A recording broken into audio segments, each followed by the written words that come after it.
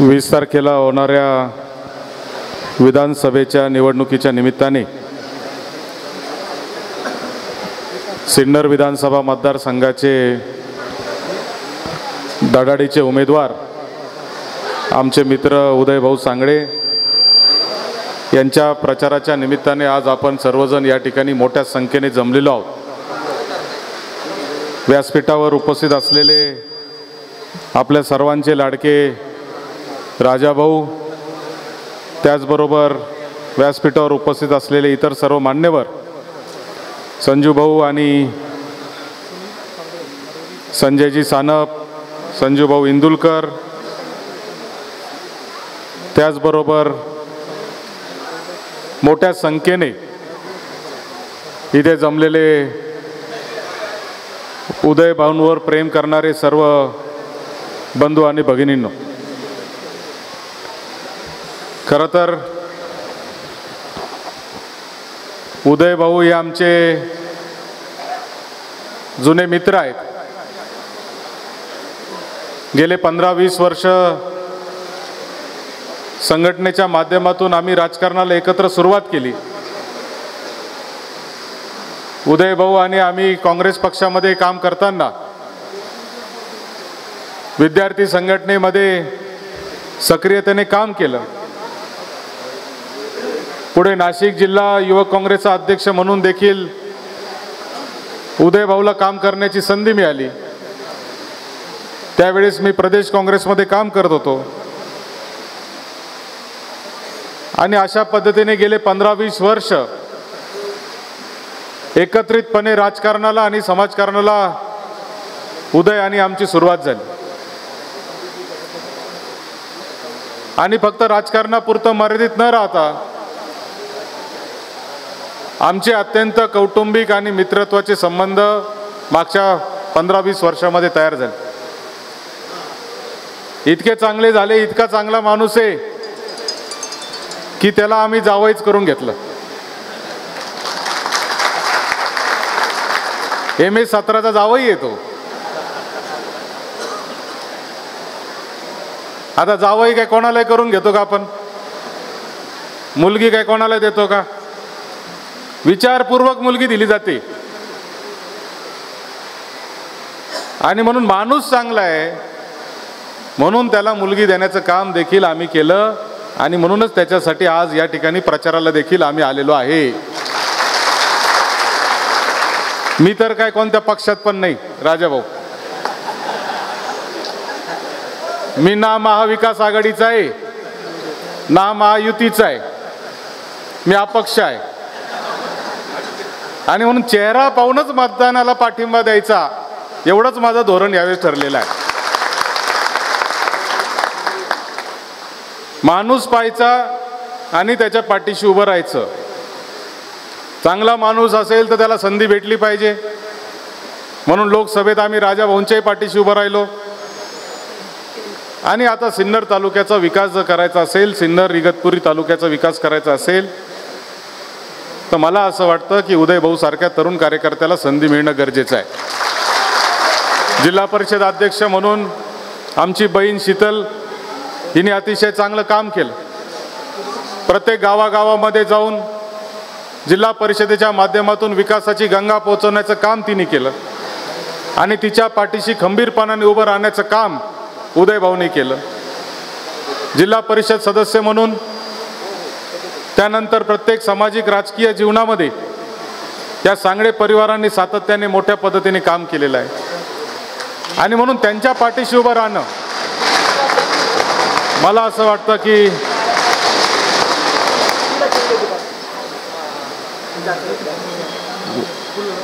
उदय भाऊंचं या ठिकाणी आगमन झालेलं दिसतंय।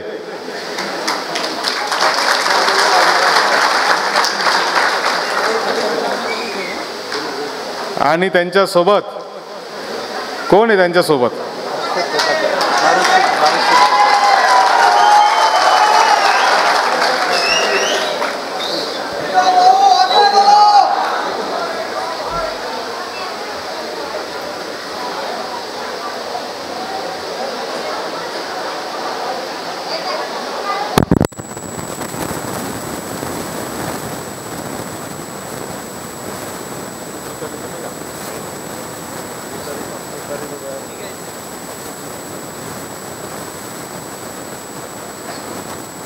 मी आता उदय तुम्ही येण्याच्या आधी हेच सांगत होतो,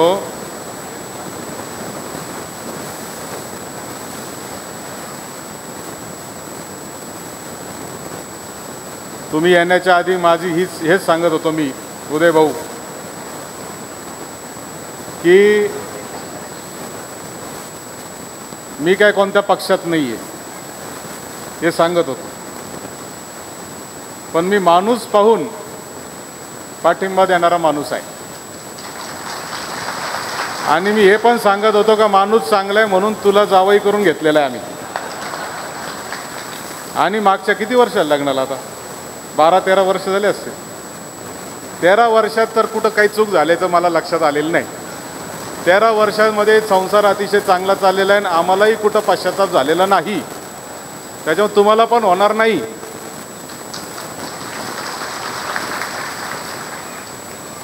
सिन्नर तालुका आणि हा जो विधानसभा मतदारसंघ आहे,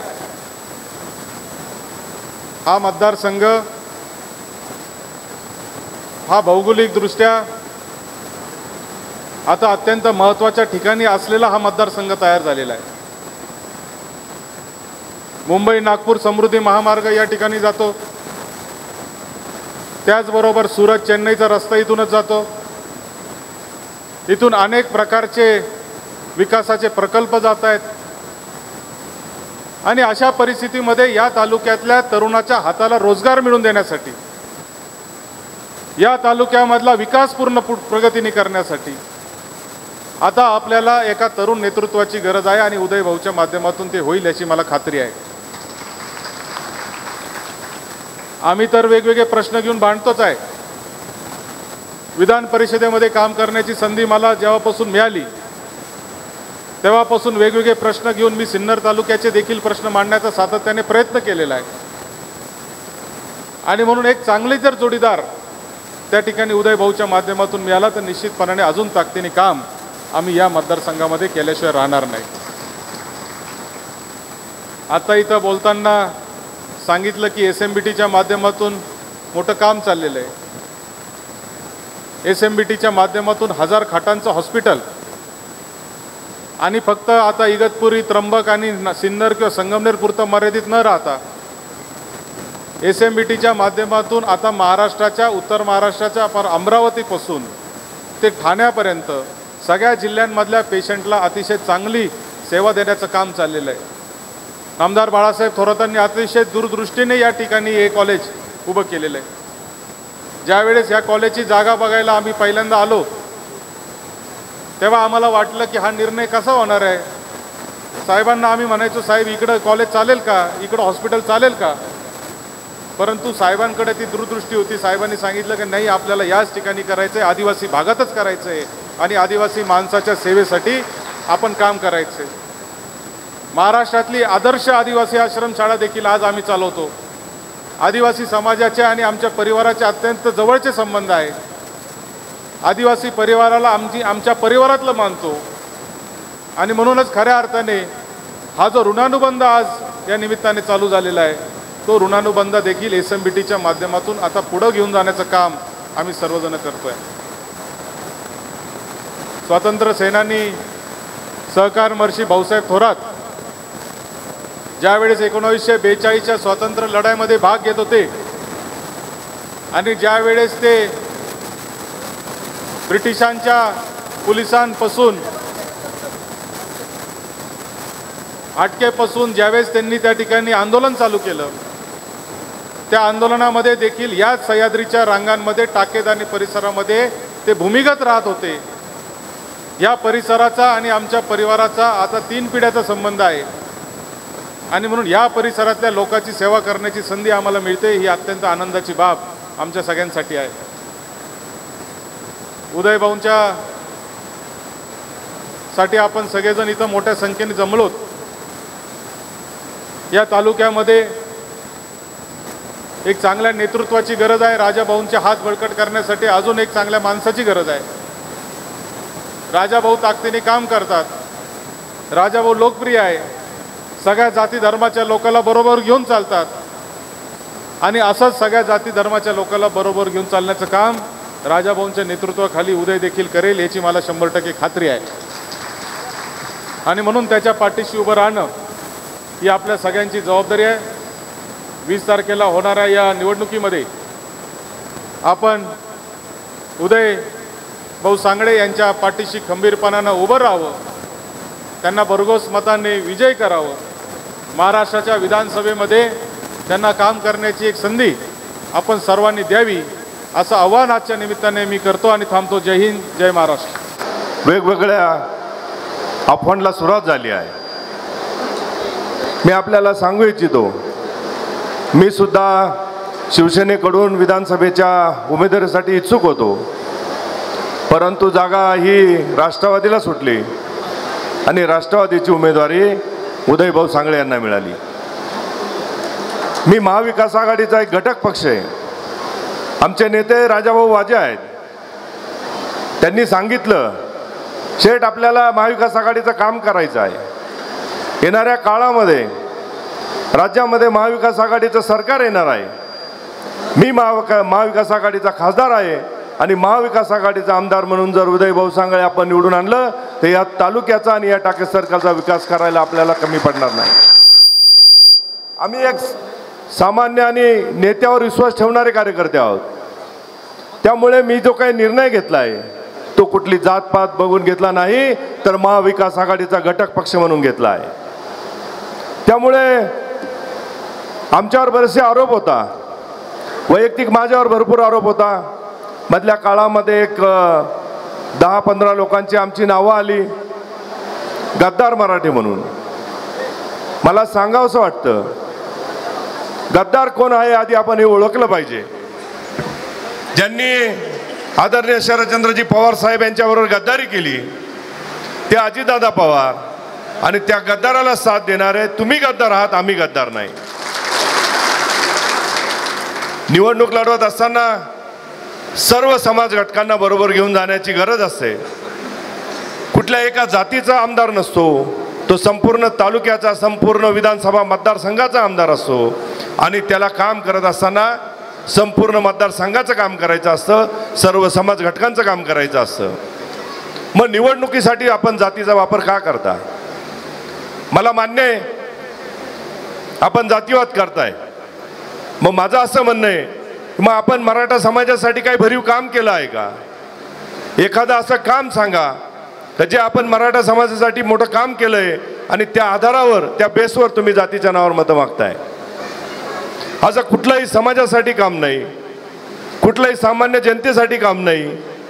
जे काही कामं झाली ती कोटीच्या कोटीची कामं, त्याच्या मागचा हेतू हा निर्मळ नव्हता, त्याचा मागचा हेतू हा स्पष्ट नव्हता. त्या मागचा हेतू काय होता हे तालुक्यातल्या जनतेला माहीत आहे. उदयभाऊ सांगळेंना उमेदवारी देताना मी आदरणीय जयंत पाटील साहेबांना उमेदवारी मागण्यासाठी गेलो, भेटलो. मी विधानसभेच्या उमेदवारीसाठी इच्छुक होतो. मी आदरणीय जयंत पाटील साहेबांना भेटलो. त्यांनी मला विचारलं की जर उदय सांगळेंना उमेदवारी दिली तर काय होईल. मी पाटील साहेबांना सांगितलं, साहेब उदय सांगळे हा तरुण, तडफदार आणि कामाचा माणूस आहे, परंतु त्यांना उमेदवारी दिल्यास आमचे बंधू जातीवाद केल्याशिवाय राहणार नाही, त्यांना ती सवय आहे. पण मी त्यांना सांगितलं, साहेब तुम्ही उमेदवारी दिली तर मी उदय सांगळेंच्या पाठीमागे राजाभाऊ वाजेंच्या नेतृत्वाखाली भक्कम उभा राहील. त्यामुळे उमेदवारी मिळाली नाही म्हणून नाउमेद न होता मी महाविकास आघाडीचा घटक पक्ष म्हणून प्रामाणिकपणे आज काम करत आहे. मी राजाभाऊ वाजेंचा एक सामान्य सच्चा कार्यकर्ता आहे. त्यामुळे मी आज महाविकास आघाडीमध्ये भक्कमपणे उभा आहे. काल परवा जयंत पाटील साहेबांची शहाला सभा होती. ही सभा सुरू असताना, सभेला जयंत पाटील साहेब येणार असताना रस्त्यावरती, पांगरी रस्त्यावर आणि पंचाळे रस्त्यावर ट्रॅक्टर आडवे करून जे आपले समर्थक कार्यकर्ते येत होते त्यांना अडवण्याचं काम केलं. असे रस्ते अडवून, असे लोकांना रोखून तुम्ही आमची सभा रोखू शकत नाही. तुम्ही जर विकास केला सांगता, तुम्ही जर विकास पुरुष आहात, तुम्ही जर जलदूत आहात, तर मग तुम्हाला रस्ते अडवायची गरज का पडली? अरे रस्तेच नाही. काल परवा तुम्ही आदरणीय प्रकाश भाऊ सोबत आमच्या कन्येचा एक फोटो आला आणि प्रकाश भाऊंचे आशीर्वाद घेतले असा एक फोटो त्यांच्या मी सांगतो त्यांचे जे कार्यकर्ते, त्यांची मला कीव येते, त्या कार्यकर्त्यांनी व्हायरल केला. तुम्हाला आठवतंय 2019चं विजयी भाषण, त्यावेळेस मी त्यांच्याबरोबर होतो. त्यांनी भाषण केलं होतं की अजून कोकाटे खानदानचा इस्पिकचा एक्का बाकी आहे. वाजे कुटुंबाला पाडण्यासाठी जो इस्पिकचा एक्का तुम्ही ठेवला होता, त्याच इस्पिकच्या एक्क्याला प्रकाशभाऊ वाजेंचे आशीर्वाद घेण्याची गरज पडली. याचा अर्थ तुम्ही विकास केला नाही. तुम्हाला आता राजाभाऊ सारख्या सामान्य कार्यकर्त्याची गरज का पडते? तुम्ही त्यांच्या नावाचा वापर का करताय? तुम्ही जर विकास केला असेल तर घरात बसून तुम्ही निवडून यायला हवं होतं. इतकं 20 वर्ष तुम्हाला जनतेने भरभरून दिलं. आता तुम्ही काहीही करू शकत नाही. आता या पुढचा विकास, या तालुक्याचा विकास आदरणीय राजाभाऊ आणि आपले होणारे आमदार उदयभाऊ करणार आहे, याची मला खात्री आहे. त्यामुळे सांगून ठेवतो, आपल्या सर्व मतदारांना मी आवाहन करतो, अनेक अफवांचं पीक येणार आहे. काल परवा देवपूर घाटामध्ये आपले कार्यकर्ते फिरत असताना काही गुंड प्रवृत्तीच्या लोकांनी गाड्या अडवल्या, गाड्या चेक केल्या. अरे पैसे आमच्याकडे नाही, पैसे तुमच्याकडे आहे, आमच्या गाड्या कशाला चेक करता? आम्ही जर तुमच्या गाड्या चेक करायला लागलो तर बंडला आम्ही गोरगरिबांच्या घरात नेऊन टाकू. आम्हाला माहिती आहे तुमच्याकडे किती पैसा आहे. त्यामुळे आमच्या गाड्या अडवू नका. लोकशाही मार्गाने जा, लोकशाही मार्गाने मतं मागा. दबाव, दम दाटी असा करण्याचा प्रयत्न करू नका. आणि असा करण्याचा आपण जर प्रयत्न केला तर तो ही जनता हाणून पाडल्याशिवाय राहणार नाही, मी सांगून ठेवतो. आपल्या सर्वांना कळकळीची विनंती आहे. आदरणीय पवार साहेबांनी अतिशय तरुण आणि उमदा नेता आपल्याला दिलेला आहे. आदरणीय राजाभाऊ त्यांच्या पाठीमागे खंबीर उभे आहे आणि माझ्यासारखा सामान्य कार्यकर्ता मोठा भाऊ म्हणून उदयभाऊ सांगळेंच्या पाठीमागे खंबीर उभा आहे. त्यामुळे आपण काळजी करण्याचं कारण नाही. आजच्या आपल्या या प्रचार सभेसाठी आपल्याला संबोधित करायला उपस्थित असलेले महाराष्ट्राचं उद्याचं भविष्य, तरुणांचा बुलंद आवाज आदरणीय आमदार रोहितदादा पवार, आपल्या जिल्ह्याचे लोकप्रिय खासदार, आपल्या सर्वांचं आदराचं स्थान असलेले आदरणीय भाऊ, आपल्या राष्ट्रवादी काँग्रेसचे जिल्हा अध्यक्ष आदरणीय कोंडाजी मामा आव्हाड, राष्ट्रवादी काँग्रेसचे प्रदेशचे नेते, आमचे मार्गदर्शक आदरणीय गोकुळ नाना पिंगळे, शिवसेनेचे उपजिल्हा प्रमुख निवृत्तीभाऊ जाधव, इगतपुरीचे नगराध्यक्ष संजूभाई इंदुलकर, आपल्या या गटाचं नेतृत्व करणारे माझे सहकारी हरिदासभाऊ लोहकरे, व्यासपीठावर असलेले ज्यांनी आता आपलं मनोगत व्यक्त केलं ते भारत शेठ कोकाटे, उपस्थित असलेले व्यासपीठावरील सन्माननीय राजारामजी मुरकुटे, सर्वच व्यासपीठावरील मान्यवर, आदरणीय रोहितदादांना पुढच्या सभांसाठी जायचं असल्यामुळं मी आपला अधिक वेळ घेणार नाही. परंतु आपली ही निवडणूक आता शेवटच्या टप्प्यात आलेली आहे. बांधवांनो, गेल्या 20-22 दिवसापूर्वी या देशाचे नेते आणि ज्यांना आपण जाणता राजा म्हणतो ते आदरणीय शरदचंद्रजी पवार साहेब यांच्या आशीर्वादानं आपल्या जिल्ह्याचे खासदार आदरणीय राजाभाऊ वाजे यांच्या नेतृत्वाखाली आज आपण ही सिन्नर टाकेत विधानसभा मतदारसंघाची निवडणूक लढवतो.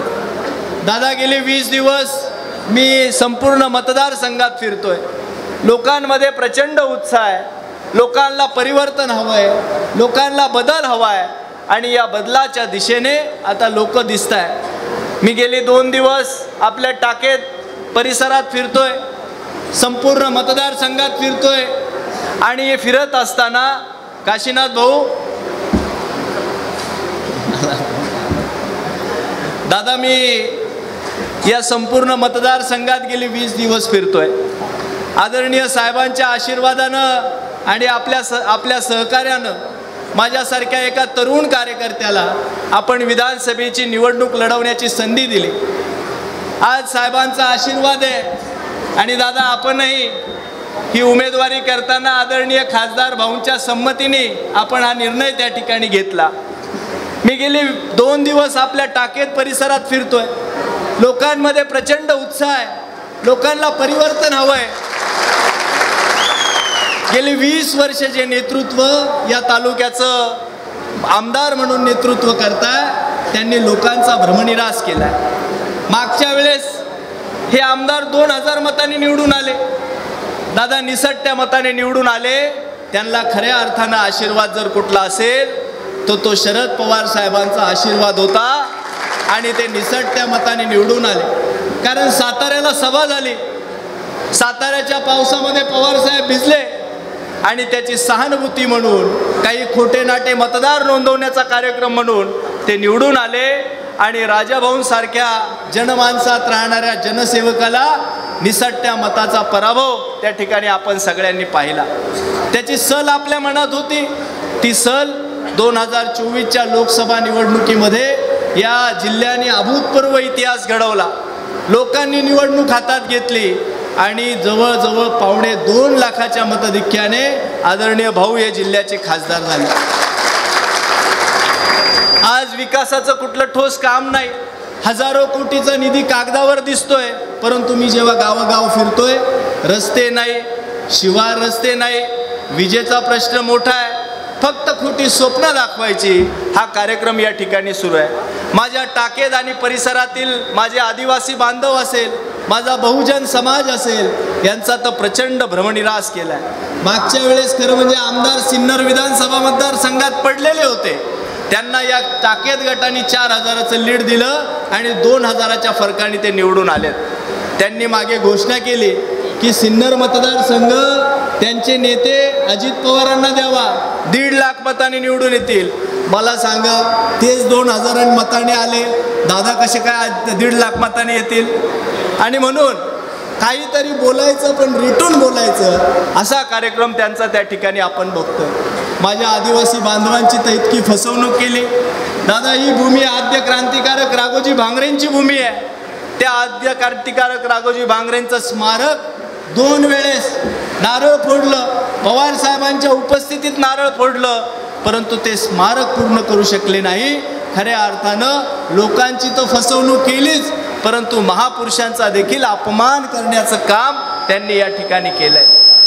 शिवसृष्टी बांधणार म्हणून सांगितलं, छत्रपती शिवरायांची शिवसृष्टी करणार 2019च्या त्यांच्या जाहीरनाम्यात त्यांनी टाकलं, परंतु एक पाठीवर खडी सुद्धा आज शिवसृष्टीची आपल्याला दिसत नाही. आणि म्हणून आज ही जनता परिवर्तनाच्या दिशेने आहे. संपूर्ण राज्यात एक परिवर्तनाचं वातावरण आहे आणि मला विश्वास आहे की आपण सर्वजण या निवडणुकीमध्ये माझ्यासारख्या एका तरुण कार्यकर्त्याला आपण आशीर्वाद दिल्याशिवाय राहणार नाही. या टाकेद परिसरामध्ये अनेक प्रश्न आहे. रस्त्यांचे प्रश्न अतिशय गंभीर आहे, शिवार रस्त्यांचा प्रश्न मोठा आहे, माझ्या तरुण बांधवांच्या रोजगाराचा प्रश्न आहे. आज हजारो तरुण इथून गाड्या करून नाशिक, सिन्नर MIDC मध्ये कामासाठी जातात आणि म्हणून रोजगाराच्या दृष्टीने देखील भविष्यामध्ये आपल्याला या मतदारसंघात काम करायचं आहे. आणि म्हणून एक विकासाचं स्वप्न, एक विकासाचं विजन घेऊन मी या ठिकाणी काम करतोय.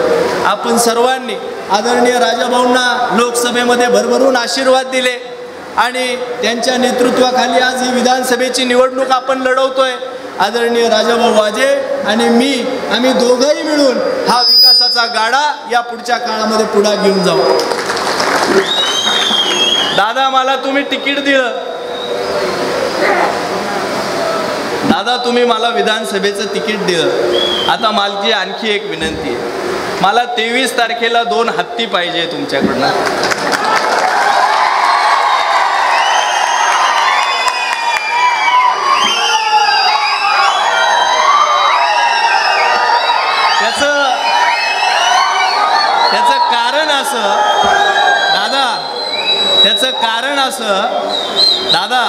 त्याचं कारण असं आमचे विद्यमान आमदार साहेबांचं आता वय झालंय.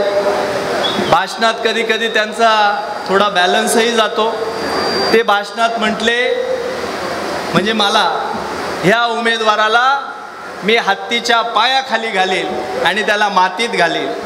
मला वाटतं आपण छत्रपती शिवरायांचा आदर्श ठेवून काम करणारी माणसं आहे. मला तुम्ही आता तिकीट तर दिलंच, येत्या 23 तारखेला 2 हत्ती द्या. एक राजाभाऊ बसतील, एक मी बसेल. आणि त्या हत्तीवर आम्हाला मिरवणूक काढायची आहे. त्यामुळं ज्यांना सत्तेचा आणि पदाचा प्रचंड अहंकार झालाय, माणसं मारण्याची, पायाखाली तुडवण्याची, मातीत घालण्याची भाषा ज्यांची आहे, बांधवांनो, एका लोकप्रतिनिधीला हे शोभत नाही. तुम्ही विकासावर बोला, तुम्ही विकासाची तुलना करा, तुम्ही जनसंपर्कावर बोला, परंतु मी याला पायाखाली घालील, मी याचा मुर्दा पाडील, माझ्या एका टाकेत गावातल्या आदिवासी बांधवाला, एका मित्राला, तर म्हणे तुला उचलून घेऊन जाईल आणि तुझं होत्याचं नव्हतं करील. म्हणजे प्रत्येकाला दम द्यायचा, दहशत करायची, असा लोकप्रतिनिधी आपल्याला आवश्यक आहे का? ज्या शरद पवार साहेबांनी महाराष्ट्राला एक सुसंस्कृत राजकारणाची दिशा दिली, आज त्या महाराष्ट्रामध्ये एक जबाबदार आमदार, मी एखाद्याला मातीत घालील, हत्तीच्या पायाखाली घालील, नक्की हे कोणत्या काळात राहत आहे हेही समजत नाही. बाबांनो, आता हे 2024चे दिवस आलेत, हे हत्तीचे पायाखाली घालणं, मातीत घालण्याचे दिवस गेले. महामानव डॉक्टर बाबासाहेब आंबेडकरांनी एक मताचा अधिकार दिलाय. त्या मताच्या अधिकारामध्ये तुमच्या आमदार पदाची झालर कधी काढतील तुम्हाला कळणार सुद्धा नाही. आणि म्हणून या महायुतीच्या आमदारांना सत्तेचा, पदाचा, पैशाचा हा अहंकार आलेला आहे. आणि बांधवांनो, तुमच्यामध्ये ताकद आहे, हा अहंकार उतरवण्याची ताकद तुमच्या एका मतामध्ये, हा गर्व उतरवण्याची ताकद तुमच्या मतामध्ये. मी तुम्हाला विश्वास देतो, तुमचा सालदार म्हणून मी, तुमचा आमदार म्हणून, सालदार म्हणून काम करेल. तुमचा जनतेचा मालक नाही तर जनतेचा सेवक म्हणून काम करेल, हा शब्द मी या निमित्ताने देतो. मी अधिक वेळ घेणार नाही. आदरणीय राजाभाऊ वाजे आणि आदरणीय रोहित दादांचं भाषण हे आपल्याला ऐकायचं आहे. त्यामुळं मी आपल्या सर्वांना, माझ्या टाकेत गटातील आणि धामणगाव असेल, साकूर फाट्यापासून या सगळ्या परिसरातील बांधवांना मी विनंती करेन की आपली फसवणूक केली आहे, परंतु तुम्हाला अभिमान वाटेल असे काम करून दाखवेल. माझे धामणीचे ग्रामस्थ असतील, समृद्धी महामार्ग गेला, माझ्या शेतकऱ्यांनी 2-2 महिने उपोषण केले, त्यांच्या उपोषणाला साधा विचारणा सुद्धा केली नाही. आज माझ्या शेकडो शेतकऱ्यांचे पैसे समृद्धी महामार्गाच्या कॉन्ट्रॅक्टर का अडकले. दादा, विधानसभेची संधी मिळाल्यानंतर माझ्या धामणी परिसरातील शेतकऱ्यांना मी विश्वास देतो, तुमचे सगळे पैसे त्या समृद्धी महामार्गाकडून आपण घेतल्याशिवाय राहणार नाही. त्यांनी जी शेतकऱ्यांना वेठीस धरले, त्यांना त्यांचा धडा शिकायच्याशिवाय राहणार नाही. आपण शेवट कुठल्या कॉन्ट्रॅक्टरसाठी, धनदांडग्यांसाठी नाही, तर आपण शेतकऱ्यासाठी आणि तळागाळातल्या माणसासाठी या ठिकाणी काम करतो. जातीपातीचं राजकारण या ठिकाणी केलं जात आहे. जिथं विकास आणि जनसंपर्क थांबतो तिथं जातीचा आधार घेऊन काम केला जातो. आणि म्हणून मी नेहमी सगळ्या जाती धर्माच्या लोकांना बरोबर घेऊन चाललो आहे. छत्रपती शिवरायांचा आदर्श घेऊन 18 पगड जातींना छत्रपती शिवरायांनी स्वराज्य मिळवून दिलं. त्या स्वराज्यामध्ये जात पात धर्म आला नव्हता. आणि म्हणून आपण देखील या निवडणुकीमध्ये आपण विकास आणि प्रगतीच्या दिशेने आपण काम केलं पाहिजे. हा संकल्प आपण सर्वजण करूया. मला मतदान रूपी आशीर्वाद येत्या 20 तारखेला द्या. शेवटच्या ओव्हरमध्ये जास्त रन करायचे आणि मला बॅटिंग द्यायची आणि माझ्याकडून खूप अपेक्षा करायची, असं नेहमीप्रमाणे घडलं. त्या दिवशी पवार साहेबांच्या सभेत असंच झालं. आजही तसंच होतंय. परंतु मी 2 मिनटं तरी बोलू शकतो, परंतु कालच्या आदरणीय उद्धव साहेबांच्या सभेत दादा मला बोलता सुद्धा आलं नाही, अशी परिस्थिती माझी झालेली आहे. तर मी आपल्याला एकच विनंती करणार आहे, कोणताही गैरसमज करायचं कारण नाही. भाऊ तुम्ही कमी बोलले, तुम्ही जास्त बोलले, असं काही नाही. जास्त आणि कमी काहीच नाही. जे बोलायचं ते नेटाने बोलायचं, जे बोलायचं ते खरं बोलायचं, जे बोलायचं ते प्रामाणिकपणाने.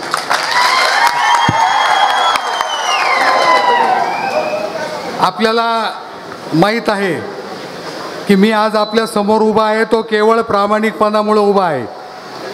माझ्याकडे नाही आर्थिक ताकद, न राजकीय ताकद, म्हणजे ज्याला मनी पॉवर म्हणतात, मसल पॉवर म्हणतात, काहीच नाही. माझ्याकडे फक्त काय ताकद आहे तर तुमचं प्रेम, एवढीच ताकद माझ्याकडे आहे.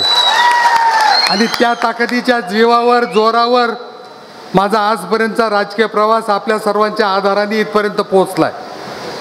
आणि म्हणून मी आपल्याला विनंती करणार आहे की ज्याप्रमाणे लोकसभेच्या निवडणुकीत महाविकास आघाडीचा उमेदवार म्हणून तुम्ही मला साथ दिली, मदत केली, रेकॉर्ड ब्रेक मतदान करून मला विजय करण्यासाठी संकल्प केला आणि तो संकल्प सिद्धीस नेला, त्याचप्रमाणे उद्या होणाऱ्या विधानसभेच्या निवडणुकीत 20 तारखेला होणाऱ्या निवडणुकीत आदरणीय उदयभाऊ सागळे यांना विजयी करण्याचा संकल्प आपण सर्वजण करूया. मी दर सभेत एकच सांगतोय की जोपर्यंत महाविकास आघाडीचं सरकार या राज्यात येत नाही तोपर्यंत तुम्ही मला खासदार केलं त्याचा उपयोग होणार नाही. आणि म्हणून एक एक जागा महत्त्वाची आहे. मी लोकसभेच्या निवडणुकीच्या वेळेस प्रचारात सांगायचो की एक जागा इंडिया आघाडीसाठी महत्त्वाची आहे, परंतु 30-40 जागा इंडिया आघाडीला कमी पडल्या. नितीश कुमार, चंद्रबाबू नायडू मिळाले आणि इंडिया आघाडीचं सरकार स्थापन झालं. तसं काही होता कामा नाही. म्हणून एक जागा महत्त्वाची आहे. एक जागा महत्त्वाची असताना कोणत्याही मताचा इकडं तिकडं विचार न करता, कोण कुठं आहे काय याचा विचार न करता, कोण काय बोलतं याचा विचार न करता मी समक्ष तुम्हाला सांगतोय की आपल्याला उदयभाऊ सागळे यांची निशाणी तुतारी, तुतारी आणि तुतारी. अनुक्रम क्रमांक 1 तुतारी निशाणी समोरील बटन दाबायचं आहे. उदयभाऊ सागळ्यांना आमदार म्हणून विधानसभेत पाठवायचं आहे. 20 मे रोजी होणारी जी निवडणूक झाली त्या निवडणुकीत महाविकास आघाडीच्या विजयाचा पाया रचला गेला, परंतु 20 नोव्हेंबर रोजी महाविकास आघाडीच्या विजयाचा कळस झाल्याशिवाय आपण मागे थांबणार नाही असा संकल्प आपण सर्वांनी मिळून करूया. आदरणीय रोहित दादा आपल्याला मार्गदर्शन करतील. पुन्हा सभा होणार नाही. आता 2च दिवस राहिलेले आहेत. कोणताही विचार मनात न आणू देता अनुक्रम क्रमांक 1 या अनुक्रम क्रमांकाच्या पुढील बटन दाबायचं आहे.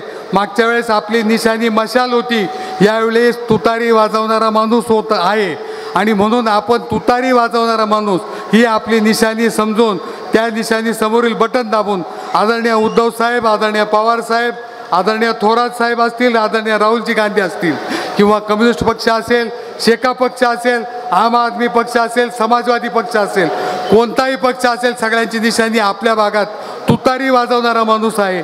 त्या तुतारी वाजवणाऱ्या माणसासमोरील बटन दाबून उदयभाऊ सागळे यांना विजयी करावं. आणि काही झालं तरी महाविकास आघाडीचा उमेदवार इथून निवडून आला पाहिजे आणि त्यासाठी मोठं मन दाखवणारे जिल्हा अध्यक्ष राष्ट्रवादी नाशिक कोंडाजी मामा आव्हाड, इथं उपस्थित असणारे भारत शेठ कोकाटे. खरं तर मला असं वाटलं की कोकाटे परिवारामध्ये सर्वच जण जॅकेट नाही तर कोट घालतात, पण सर्वसामान्य लोकांचं प्रतीक असणारं झब्बा पायजमा तुम्ही इथं घातला. तुम्हाला बघून आणि तुमच्याशी चर्चा करून फार मनापासून आनंद वाटला. मला असं वाटलं लय टाईट असताल तुम्ही. अनुभवाने सांगतो हो, माझ्याबरोबर त्यांच्या कुटुंबातली एक व्यक्ती आमदार म्हणून काम करत होते, लय टाईट, पण तुम्हाला बघून बरं वाटलं. आणि हे जे काही टाईट असणारी व्यक्ती आहे त्याला चांगली फाईट द्यायची आणि आपल्या उमेदवाराला चांगलं निवडून द्यायचं. निवृत्ती भाऊ जाधव, राजाराम भाऊ मुरकुटे, रविकांतजी वरपे, संगीताताई पाटील, उत्तमरावजी भोसले, जयराम भाऊ शिंदे, पुरुषोत्तम भाऊ कडलक, उपस्थित असणारे सर्वच पदाधिकारी, सर्व पक्षाचे पदाधिकारी, कार्यकर्ते, मान्यवर, पत्रकार व इथं उपस्थित असणारे सर्व स्वाभिमानी सिन्नरचे नागरिक बंधू आणि भगिनींनो, श्री त्र्यंबकेश्वरांची पवित्र भूमी, जगभरातून अनेक भाविक इथं येत असतात. श्री सप्तशृंगी मातेची पवित्र भूमी, आणि या भूमीमध्ये अनेक वेळा मी आलेलो आहे. इथं येऊन तुमच्यातल्या काही लोकांशी संवाद सुद्धा तिथं साधलेला आहे. खरं तर इथं आल्यानंतर खूप मनापासून मला आनंद होतो. मी मगाशी उदयभाऊंशी चर्चा करत होतो. त्यांना विचारलं कशी हवा.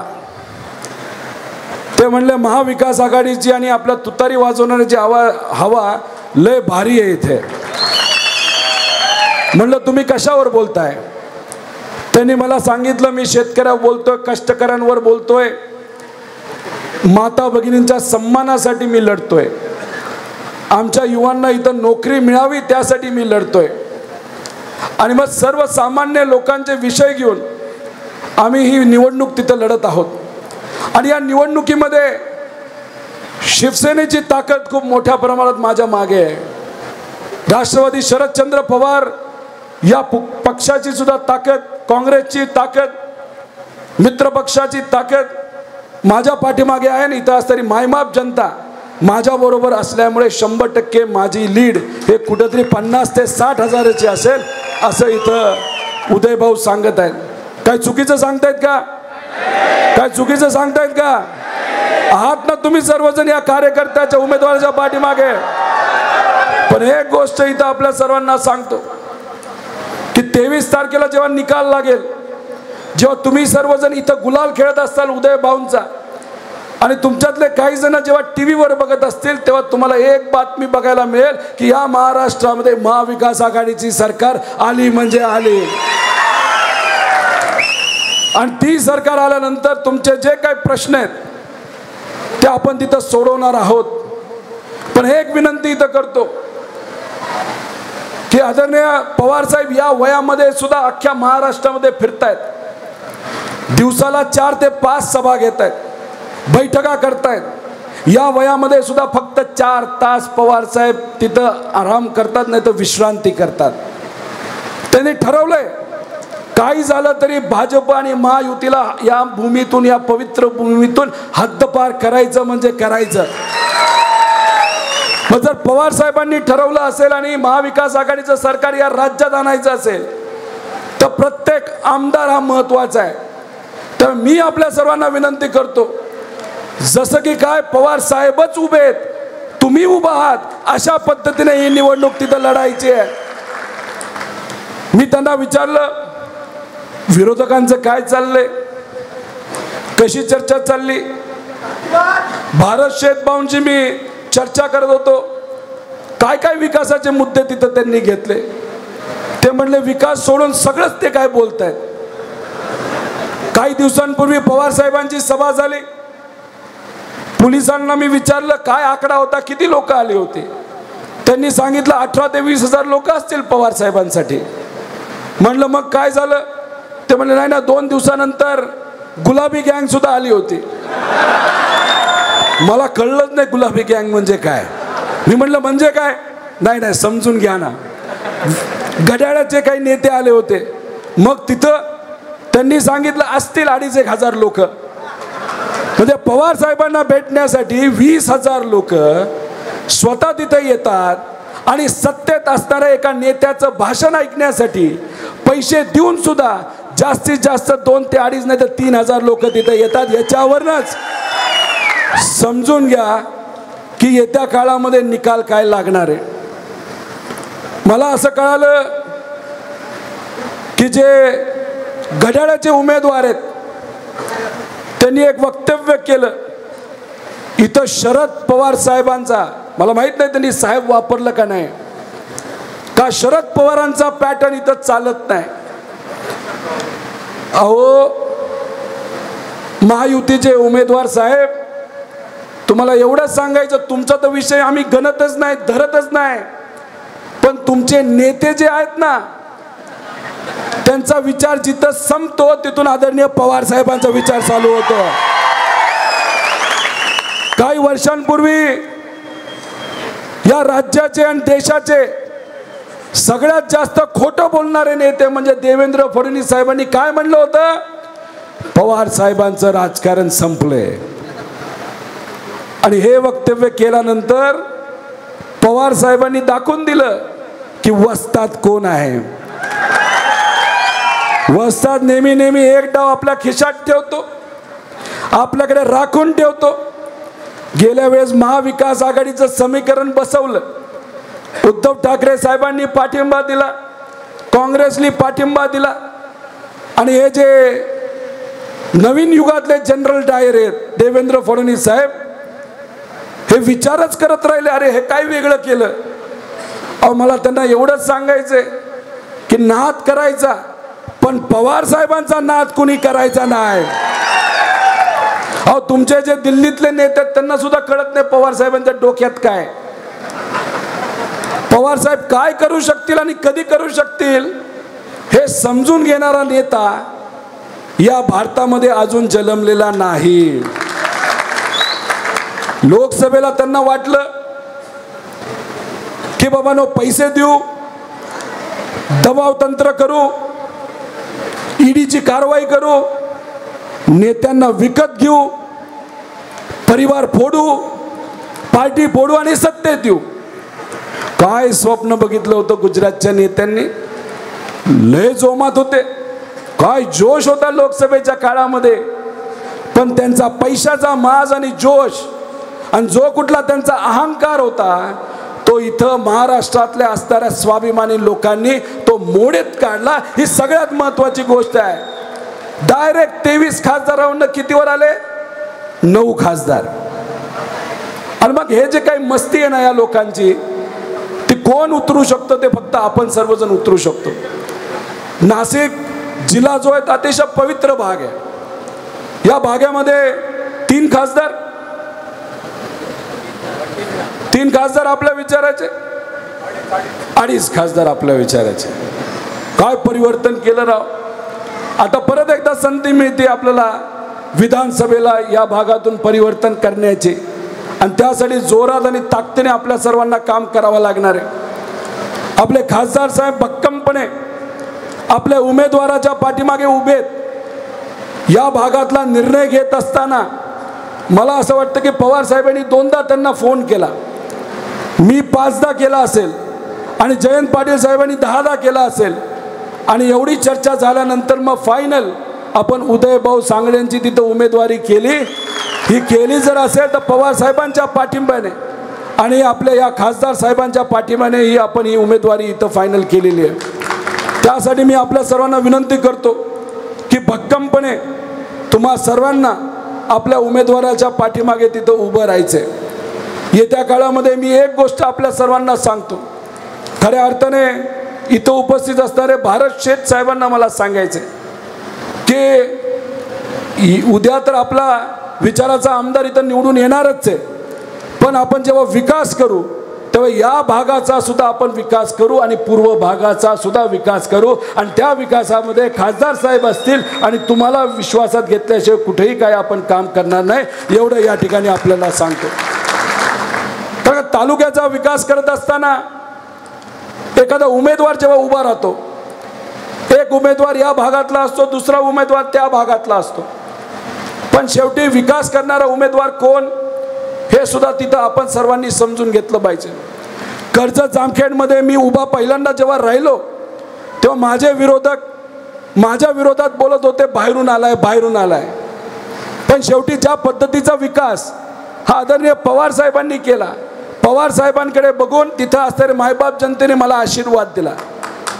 2019ला मी आमदार झालो आणि गेल्या 5 वर्षामध्ये असा विकास तिथं केला जो पहिल्या 25 वर्षामध्ये कधी झाला नाही. त्यामुळे एखादा चांगला कार्यकर्ता, लोकातला कार्यकर्ता, युवा कार्यकर्ता जर असेल आणि तुमच्या सगळ्यांची साथ असेल तर 100% विकास होत असताना हा सर्वांगीण पूर्ण तालुक्याचा विकास झाल्याशिवाय राहणार नाही, असा शब्द या ठिकाणी आपल्या सर्वांना देतो. सरकार आपलं येतंय, आमच्यावर सुद्धा छोटी मोठी जबाबदारी आदरणीय पवार साहेब तिथं देतील. आणि या सभेतून आपल्या सर्वांना मी आश्वासित करतो की उदयभाऊंबरोबर उद्या राहून, तसंच आपल्या वाजे साहेबांबरोबर राहून हा कार्यकर्ता सुद्धा तुमच्या या मतदारसंघासाठी जो काय विकास करायचा आहे तो विकास करण्यासाठी पाठिंबा देईल, असा शब्द इथं आपल्या सर्वांना देतो. खरं तर विरोधकांच्या भाषणामध्ये हत्ती कुठून आला हे मला माहीत नाही. छत्रपती संभाजीराजेंनी त्या काळामध्ये आनाजी पंतांची एक वृत्ती आणि प्रवृत्ती होती. त्या प्रवृत्तीचं काय केलं होतं तुम्हाला माहिती का? इतिहास काय केलं होतं? हत्तीच्या पायाखाली तुडवलं होतं. ती प्रवृत्ती, तो व्यक्ती कोण होता? आनाजी पंत नावाचा एक माणूस होता. त्याने काय केलं होतं? तर समाजामध्ये तेढ निर्माण केला होता, कुटुंबामध्ये तेढ निर्माण केला होता आणि आपल्या जवळच राहून आपल्याशी गद्दारी त्या ठिकाणी केली होती. आणि त्या गद्दाराला त्या काळामध्ये छत्रपती शिवाजी महाराजांनी हत्तीच्या पायाखाली तिथं तुडवलं होतं. मला घड्याळाच्या उमेदवाराला एवढंच सांगायचंय, आम्ही काय हत्तीचा वापर कोणाला तुडवायसाठी करणार नाही. हा आमचा विचार नाही. छत्रपती शिवाजी महाराज असतील, विश्वरत्न डॉक्टर बाबासाहेब आंबेडकर असतील, पुण्यश्लोक अहिल्यादेवी होळकर असतील, क्रांतीसूर्य महात्मा फुले असतील, लोकशाहीर अण्णाभाऊ साठे असतील, या सर्वांनी जो आम्हाला विचार दिलाय तो समतेचा, एकतेचा दिलेला आहे. आम्ही तुडवा तुडवीची भाषा करत नाही, पण आमच्या नादी जर कोण लागलं तर त्याला आम्ही सोडत पण नाही. या ठिकाणी मी सांगतो. त्यामुळे येणाऱ्या 20 तारखेला लोकशाहीच्या माध्यमातून तुमच्या सर्वांच्या हातामध्ये जी ताकद आहे, संविधानाली ताकद जी तुम्हा सर्वांना दिली, त्या संविधानाची ताकद, त्या मताच्या ताकदीचा वापर करून आपल्या विचाराचा उमेदवाराला आपल्या सगळ्यांना निवडून द्यायचं आहे. पण पुढून पैसा खूप मोठ्या प्रमाणात येणार आहे. खाल्लाच एवढा तर वाटला जाईल. पण एक लक्षात घ्या, आपल्या राजाभाऊंना निवडून देत असताना त्यांच्या पाठीमागे कोण होतं? त्यांच्या पाठीमागे कोणाची ताकद होती? ती तुमची सर्वसामान्य लोकांची ताकद होती. त्यामुळे पुढून कितीतरी पैसा आला तरी या भागातून 1,28,000ची लीड ही तुम्ही आपल्या राजाभाऊंना दिली आहे. त्यामुळे तुम्ही दाखवून दिलंय पैशाच्या ताकदीपेक्षा आणि सत्तेच्या माजापेक्षा सर्वसामान्य लोकांची ताकद ही मोठी असते आणि तीच ताकद आपल्याला या विधानसभेमध्ये तिथं दाखवून द्यायची आहे. मला माहित नाही त्यांच्या नेत्यांनी इथं काय सांगितलं. मंत्री करणार असं सांगितलं वाटतं. अहो, तुम्ही महायुतीमध्ये आहात, सरकार महाविकास आघाडीची येणार आहे आणि महाविकास आघाडी सरकारमध्ये त्याला आम्ही कसं बनवू इथं नेता? त्यामुळे उगाच कुणी काही आपलं तुम्हाला हवेत सांगितलं जाईल, तुम्हाला हवेतल्या पतंगी उडवल्या जातील, बरंच काय सांगितलं. काही विश्वास ठेवू नका. काल परवा सर्वे आला, बघितलं का नाही? कमीत कमी 160 उमेदवार महाविकास आघाडीचे निवडून येणार आहेत. 20 तारखेला मतदान, 23 तारखेला गुलाल, 26 तारखेला आमदारकीची शपथविधी, त्यानंतर पहिली कॅबिनेट. आणि पहिल्या कॅबिनेटमध्ये काय होणार आहे तर या महाराष्ट्रातल्या सर्व शेतकऱ्यांचं 3 लाखापर्यंत कर्ज माफ हे महाविकास आघाडी सरकार तिथं करणार आहे. आणि आमच्या माता भगिनींना आम्हाला विनंती करायची, काळजी करू नका. त्यांनी जी लाडकी योजना, लाडक्या बहिणीची योजना जी आणली होती ती फक्त त्यांच्या लाडक्या खुर्चीसाठी होती. आणि मग ती योजना आता आपण त्याला अजून ताकद देऊन महालक्ष्मी योजना आणत आहोत. महिन्याला 3,000 रुपये आमच्या माता भगिनींच्या खात्यामध्ये महाविकास आघाडी सरकार तिथं देणार आहे. पण या गोष्टी करत असताना आमच्या लाडक्या बहिणीच्या मुलाला मुलीला सुद्धा हाताला काम कसं मिळेल यासाठी महाविकास आघाडी तिथं काम करणार आहे. खरं तर काही वर्षांपूर्वी मी इथं आलो होतो तेव्हा इथे एक मोठा प्रोजेक्ट आहे इंडिया बुल्सचा, असं मला कळालंय. खरं तर आदरणीय पवार साहेबांनी पुढाकार घेतल्यामुळे सिन्नरमध्ये MIDC आली होती का नव्हती? आणि त्या काळामध्ये, काँग्रेसच्या काळामध्ये इथं आपण एक प्रोजेक्ट आणला. पण गेल्या 10 वर्षामध्ये हा प्रोजेक्ट सुरू झाला का? अहो, जर हा प्रोजेक्ट जर सुरू झाला, इथं असणारे 20,000 युवांना तिथं काम, हाताला काम मिळू शकतं. पण भाजपला हे प्रोजेक्ट चालू करायचे नाहीत. न तुमच्या मतदारसंघासाठी न या महाराष्ट्रासाठी त्यांना गुंतवणूक आणायची. त्याचं मुख्य कारण असं, त्यांना या भागाचा विकास न करता, या महाराष्ट्राचा विकास न करता त्यांना गुजरातचा विकास तिथं करायचा आहे.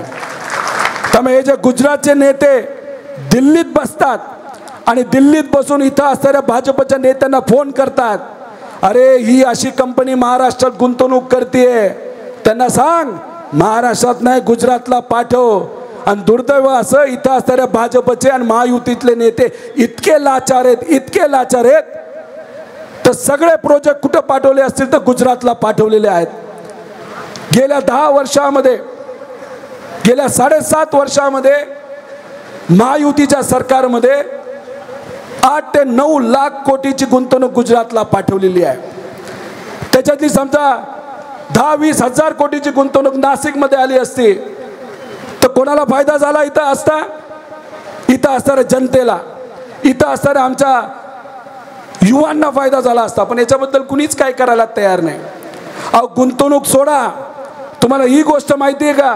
2014ला जेव्हा इथं महायुतीचं आणि भाजपचं सरकार या महाराष्ट्रामध्ये आलं, आपल्या सगळ्यांचं हक्काचं पाणी हे गुजरातला तिथं वळवण्यात आलं. मी आपल्या सर्वांना सांगतो, आम्हाला गुजरातचं काही पडलं नाही, लोकांच्या विरोधात आम्ही नाही, पण नक्कीच तिथं असणाऱ्या सरकारच्या विरोधात आहे आणि केंद्रात बसलेल्या भाजपच्या सरकारला आहे. जे 15-20 TMC पाणी हे गुजरातला घेऊन गेलेत, महाविकास आघाडी सरकार आल्यानंतर ते बंद करायचं आणि या भागातल्या शेतकऱ्याला कसं मिळेल यासाठी 100% महाविकास आघाडी प्रयत्न करणार. सोपं नाही 20 TMC पाणी. खरं तर इथं जर पाणी आलं तर त्याचा फायदा आपल्या सगळ्यांना होईल. अशा पद्धतीने धोरणात्मक निर्णय येत्या काळामध्ये आपल्या सर्वांना घ्यायचे. पण हे निर्णय घेत असताना काही दिवसांपूर्वी मोदी साहेब इथं आलेत असं आम्हाला आलेत काय? इथं नाही हो, नाशिकमध्ये आले होते का? शेतकऱ्यासाठी काय बोलले का? इथं सोयाबीन उगवलं जातं, भात असेल, मका असेल, कांदा असेल आणि थोडंफार द्राक्ष असतील. या 4-5 पिकावर मोदी साहेब काय बोलले का? काहीतरी बोलले असतील. 14ला आले होते का? इथं 14ला आले होते, त्यावेळेस काय म्हणले होते की आम्ही शेतकऱ्याचं उत्पन्न दुप्पट करू, बोलले होते का नव्हते? मग मला सांगा, सोयाबीन उत्पादक शेतकरी इथं कुणी आहे का? आहेत का? हात वर करा बरं. कसा आहे भाव? 3200 रुपये, 3000 रुपये. तर आमच्या माता भगिनींना विचारायचं, दिवाळीला तुम्ही बाजारामध्ये गेला असाल, तेल घ्यायला, साखर घ्यायला, बिस्किट घ्यायला, जे काय असेल ते, सोयाबीन तेलाचे भाव किती डब्याचे? 2200-2300 रुपये आहेत का नाही? मग सोयाबीनच्या तेलाचे भाव मात्र वाढत आहेत आणि आमच्या शेतकऱ्याचे सोयाबीनचे भाव वाढत नाही. मग मधला मलिदा खाल्ला कोणी या भाजपच्या काळामध्ये? अहो जेव्हा मोदी साहेब इथं भाषण ठोकत होते डबल करू भाव, तेव्हा सोयाबीनचा भाव 7000 रुपये होता. अहो डबल सोडायला अर्ध करून सोडलं. त्याच्याच बरोबर इथं भाताची शेती करणारे कोणी शेतकरी आहेत का? काय रेट आज? 1700, 1800, 2000. याच्यामध्ये काय परवडतं का? जेव्हा महाविकास आघाडी नाही तर काँग्रेस राष्ट्रवादीचं जेव्हा सरकार होतं तेव्हा इथं काही कोऑपरेटिव्ह सोसायटी असायच्या, काही आदिवासी समाजाच्या सोसायट्या असायच्या. आज सोसायट्या जिवंत आहेत का भाजपच्या काळामध्ये? आज सरकारकडनं एखादा निर्णय घेतला जातो का? 500 रुपये बोनस देऊ, 700 रुपये बोनस देऊ, आमच्या भात उत्पादक शेतकऱ्याला कुठेतरी मदत करू. अहो या सरकारली, या केंद्र सरकारली, भाजपच्या सरकारली उलट जी बासमती राईस आपला बाहेर जात होतं त्याच्यावर आता बंदी आणली. ज्या पद्धतीने कांदा शेतकऱ्यावर तिथं अन्याय केला तसाच आज भात उत्पादक शेतकऱ्यावर या भाजपच्या सरकारली तिथं अन्याय केला. कांद्याची परिस्थिती काय होती? मध्ये भाव वाढायला लागले, लय भारी वाटत होतं. आता शेतकऱ्याला असं वाटत होतं की आत्ता आपल्याला भाव मिळेल, आत्ता आपल्याला भाव मिळेल. आणि जेव्हा खऱ्या अर्थाने आपल्याला भाव मिळण्याचा दिवस आला, मार्केटपर्यंत आपण पोहोचलो, तेव्हा एक्सपोर्ट बंद केला आणि लगेच 10-20 रुपयाला भाव तिथं पडले. साधा माझा प्रश्न आहे, कांद्याचा शेतकरी जो असतो एका एकरामध्ये किती क्विंटल कांदा घेतो? किती रुपये? किती? 10 टन करत असेल का नाही? जर समजा 10 रुपये जास्त वाढून मिळाले तर एका एकराला, एका शेतकऱ्याला 1 लाख रुपये तिथं मिळतात. सोयाबीनला सुद्धा समजा जर 10,000 रुपये रेट मिळाला, म्हणजे आज जो रेट मिळतात त्याच्यामध्ये 7,000 रुपये जास्त, तर फायदा कोणाचा आहे? फायदा कोणाचा आहे? मग भाजपच्या सरकारने तुम्हा सर्वांना शेतकऱ्याला काय दिलं हो? एका बाजूला हजारो रुपये लाखो रुपये तुमच्याकडनं काढून घेतले भाव न देता आणि GST कडनं, आणि दुसऱ्या बाजूला माझ्या माता भगिनीला महिन्याला 1500 रुपये दिले आणि हे काय म्हणतात की महिलांना आम्ही पैसे दिले 1500 रुपये, आता आम्हाला कुणीच हारू शकत नाही. वा रे पठ्या, महाराष्ट्राची जनता आहे, सगळं ओळखून आहे, त्यांना माहिती आहे कुठलं सरकार कोणाचं काम करतं आणि कुठलं सरकार कोणाचं काम करत नाही. आदरणीय पवार साहेबांवर आपल्या सगळ्यांचा विश्वास आहे का नाही? आहे का नाही? हात वर करून आम्हाला सांगा. अहो 10 वर्षामध्ये जेव्हा कृषी मंत्री असताना एखाद्या साध्या शेतकऱ्याला सुद्धा पवार साहेबांना फोन केला, अहो साहेब कांद्याचे भाव पडतायत, अहो साहेब भाताची अडचण होती, रेट कमी आहेत, अहो द्राक्षाला आम्हाला ही अडचण येते, सोयाबीनचे भाव काय परवडे ना. एका शेतकऱ्याच्या फोनवर आदरणीय पवार साहेबांनी तिथं कॅबिनेट बैठका घेतल्यात आणि तिथं शेतकऱ्याला मदत ही दिलेली आहे. पण आज आपलं ऐकण्यासाठी कुणी नाही, कोणाला काही फरकच पडत नाही. शेतकरी तिथं अडचणीत असला तरी फरक पडत नाही. आणि आमच्या शेतकऱ्याला मला प्रश्न करायचा आहे, तुम्ही कष्ट केले, शेतात तिथं राबला, ज्यांना शेती नाही मजुरी करत दुसऱ्याच्या शेतामध्ये राबले, पण राबत असताना आपल्या मुला मुलींना मात्र त्यांनी चांगलं शिकवलं, ग्रॅज्युएट केलं, पोस्ट ग्रॅज्युएट केलं. आपले आई वडील कमी शिकले असले तरी मुलाला मात्र चांगलं शिकवायचं या हेतूतून चांगल्या शाळेमध्ये कॉलेजमध्ये पाठवलं. आता डिग्री आहे, नोकरी आहे का? आहे का नोकरी?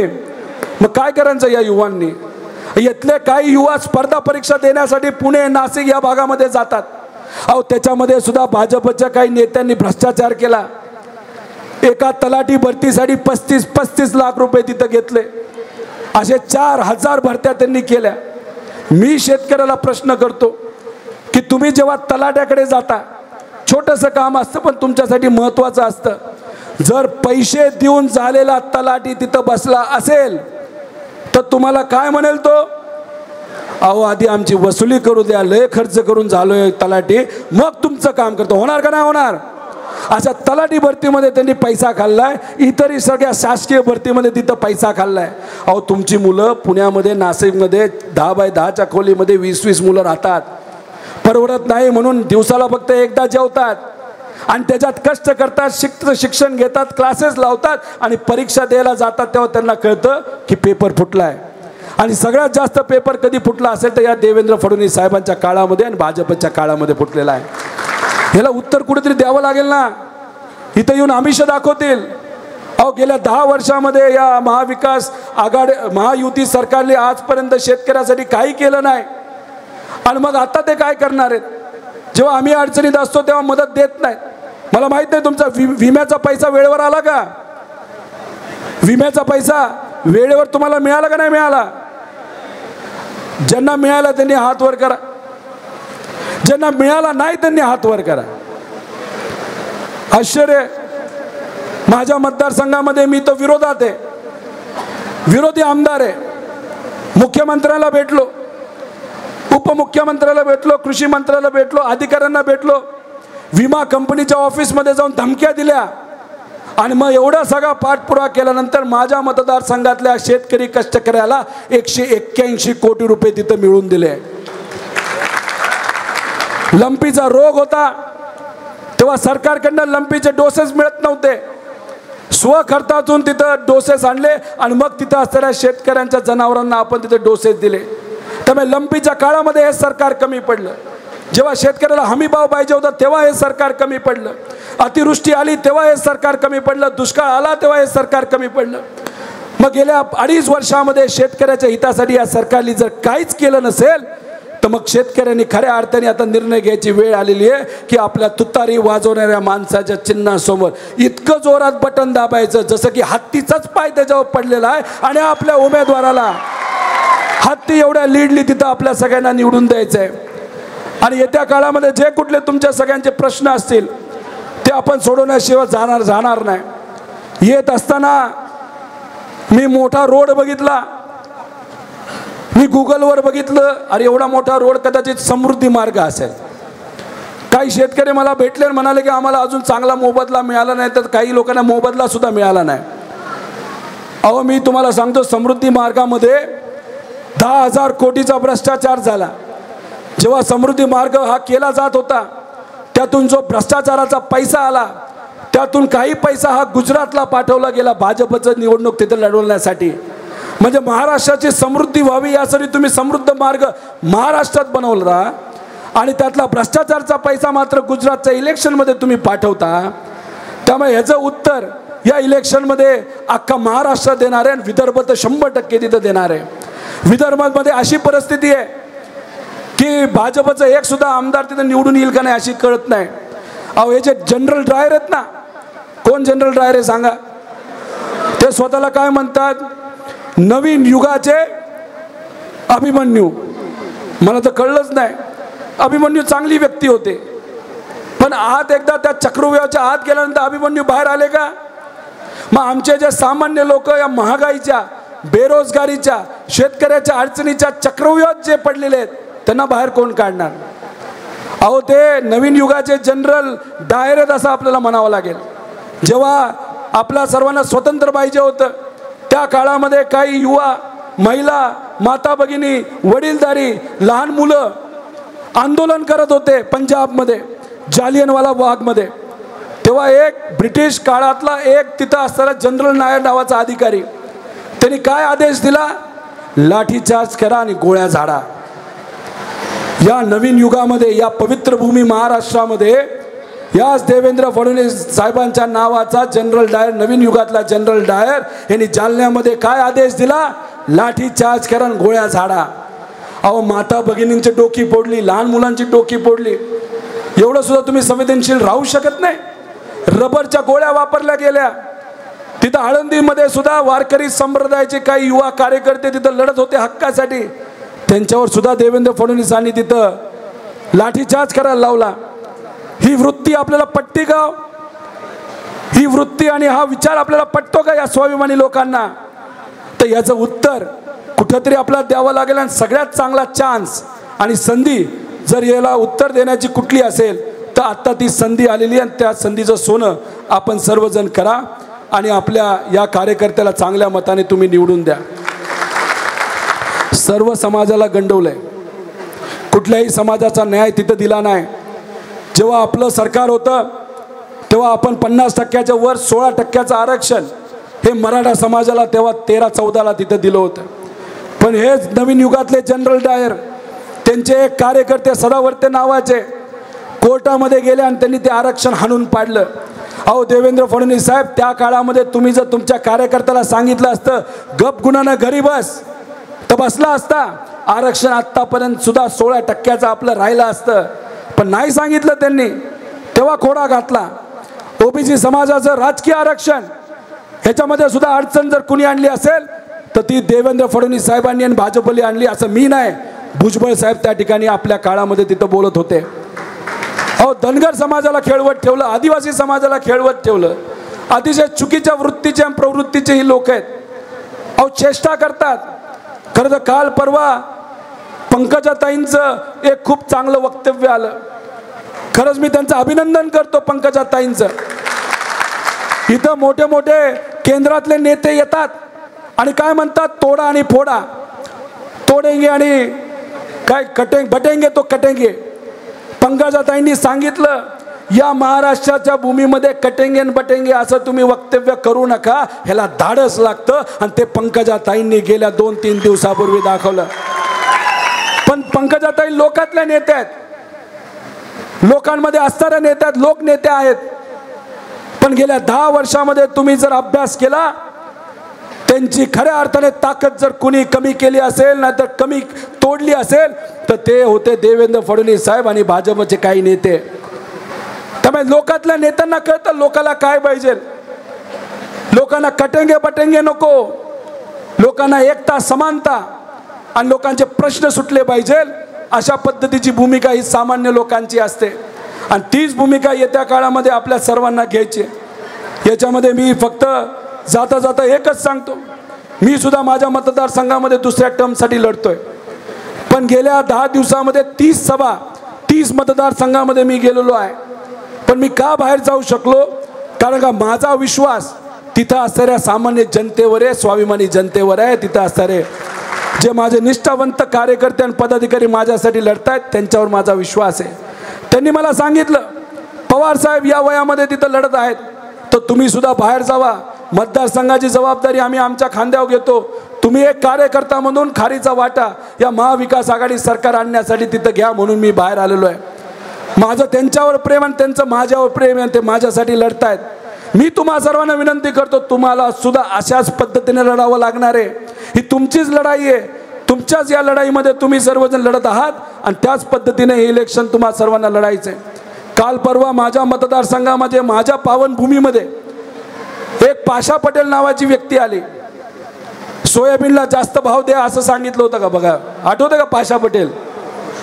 राम शिंदे सरांच्या व्यासपीठावर त्या पाशा पटेलांनी काय वक्तव्य केलं महिलांच्या विरोधात, त्याचा खऱ्या अर्थाने या महाराष्ट्राने निषेध केला आणि तुम्ही सर्वांनी सुद्धा त्या गोष्टीचा निषेध केला पाहिजे.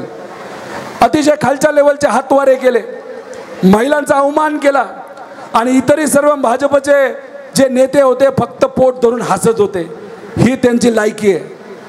आणि अशा महिलांचा अवमान आणि जर तिथं केला जात असेल तर मी आपल्या सर्वांना विनंती करतो, अशा प्रवृत्तीला हद्दपार केल्याशिवाय राहिलचं नाही.